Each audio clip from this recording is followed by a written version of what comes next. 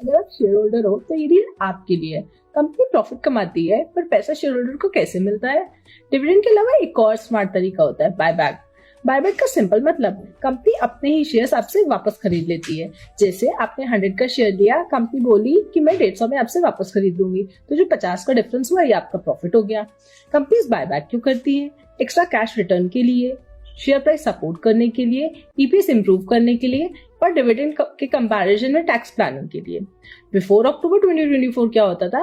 Company buyback करती थी और 23.3% टैक्स कंपोनेंट देती थी। शेयर होल्डर के हाथ में पूरा पैसा टैक्स फ्री रहता था।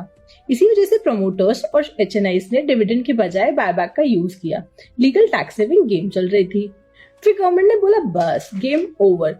1 अक्टूबर 24 के बाद बायबैक को डिविडेंड माना गया। मतलब शेयर होल्डर के हाथ में स्लैब रेट से टैक्स होगा। सबसे बड़ी प्रॉब्लम क्या थी पता है? कॉस्ट ऑफ एक्विजिशन डिडक्ट ही नहीं कर सकते थे। रिटेल इन्वेस्टर्स और एम्प्लॉइज ने अपने ओरिजिनल इन्वेस्टमेंट पर भी टैक्स दिया। मतलब आप 100 लगाओ, 150 मिले तो आपको पूरे 150 पर टैक्स देना है। Painful right? बजट 2026 में फाइनली सब बैलेंस कर दिया। बायबैक को वापस कैपिटल गेन बना दिया। अब कॉस्ट ऑफ एक्विजिशन भी अलाउड है। टैक्स सिर्फ रियल प्रॉफिट पर ही लगेगा। टैक्स रेट्स रहेंगे एम्प्लॉइज और स्मॉल शेयर होल्डर्स के लिए 12.5%, इंडिविजुअल प्रमोटर्स के लिए 30% और कंपनी प्रमोटर्स के लिए 22%। ये था बायबैक का ओवरऑल एक्सप्लेनेशन, बेसिक से टैक्स तक। फाइनेंस को समझना है बिना किसी कंफ्यूजन के तो फॉलो करो। यहाँ टैक्स का लॉजिक भी मैथ्स के साथ मिलता है।